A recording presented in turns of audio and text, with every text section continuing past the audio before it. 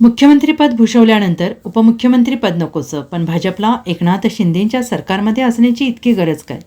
राज्यात सध्या महायुतीच्या सत्ता स्थापनेच्या हालचालींना वेग आला आहे. या संदर्भात गुरुवारी रात्री दिल्लीत केंद्रीय मंत्री अमित शहा यांच्या निवासस्थानी बैठक पार पडली होती आणि यावेळी भाजपकडून एकनाथ शिंदे यांच्यासमोर उपमुख्यमंत्रीपदाचा प्रस्ताव मांडण्यात आला. तर मुख्यमंत्रीपद हे भाजपच्या देवेंद्र फडणवीस यांना मिळण्याची शक्यता आहे.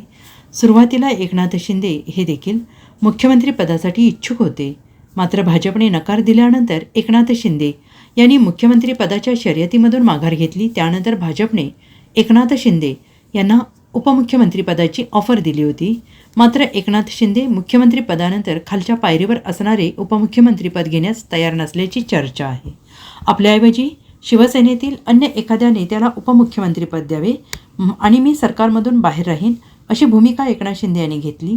मात्र भाजपला एकनाथ शिंदे यांची भूमिका मान्य नसल्याचे समजते आहे आणि यामागे अनेक राजकीय कारणं असल्याचं समजत आहे. सूत्रांच्या माहितीनुसार एकनाथ शिंदे यांनी सुरुवातीला त्यांचा मुलगा श्रीकांत शिंदे यांना उपमुख्यमंत्री करावे अशी मागणी केल्याची माहिती आहे. मात्र भाजप ही मागणी मान्य करेल असं दिसत नाही, कारण श्रीकांत शिंदे यांना उपमुख्यमंत्री केल्यास ते थेट अजित पवार यांच्यासारख्या ज्येष्ठ नेत्यांच्या पंक्तीला येऊन बसतील. श्रीकांत शिंदे यांचा राजकीय अनुभव हा अजित पवारांपेक्षा बराच कमी आहे. याशिवाय श्रीकांत शिंदे हे आक्रमक आहेत. उपमुख्यमंत्री पदावर बसणाऱ्या व्यक्तीने सरकारमध्ये कोणतेही निर्णय घेताना आक्रमक भूमिका घेतल्यास समस्या उद्भवण्याची शक्यता आहे. तसेच शिंदे गटातील अनेक ज्येष्ठ नेत्यांना डावलून श्रीकांत शिंदे यांना मुख्यमंत्रीपद बसवल्यास घराणेशाहीचा आरोप होऊ शकतो. Bureau report, SBN Marathi, Mumbai.